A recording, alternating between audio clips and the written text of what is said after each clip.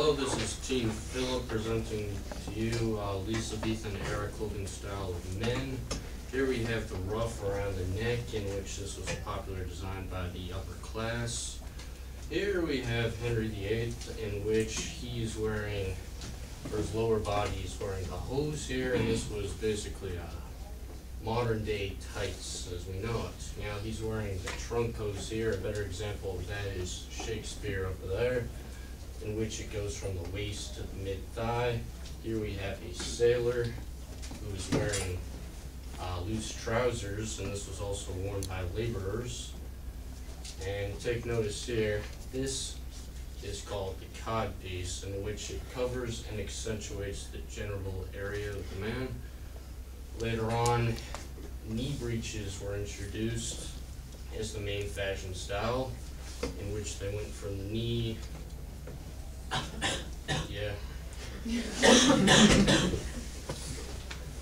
stockings replaced the hose. Now, what distinguished the social classes was the ornate designs and the guards, which were bands that were highly decorative, and as well as the fabrics, imported fabrics such as silk. And now on to the doublet. Okay guys, my name is Philip, and I'm going to take the floor from Ian, and I'll be discussing about the doublet. So a doublet is a tightly padded jacket that is laced together and around the shoulders and the waist, and it's usually puffed up or padded with cotton.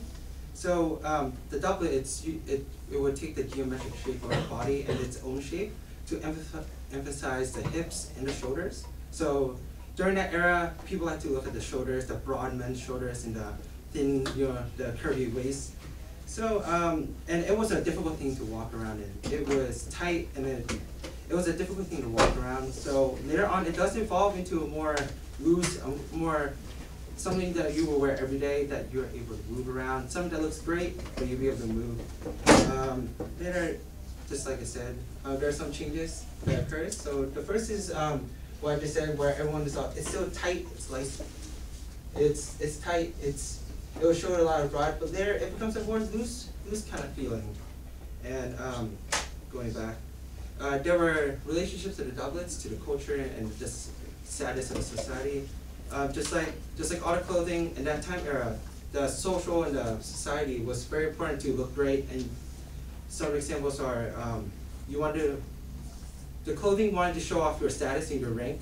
So some examples are the material that you would wear, like the silk and the color. Silk was one of the most, silk was a famous material that they would use for doublets, because it's great, it feels fine, it feels great, and it's also to show off your nobility.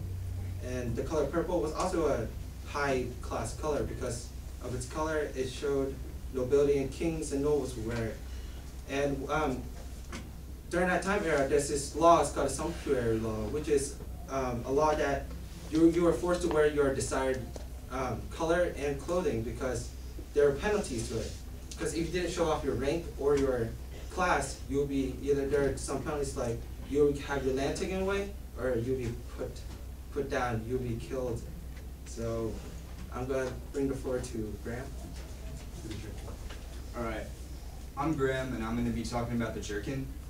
The jerkin was an outer garment, kind of like a vest, that was almost always worn by men. It was usually sleeveless and worn on top of doublets, so that the sleeves of the doublet would show through.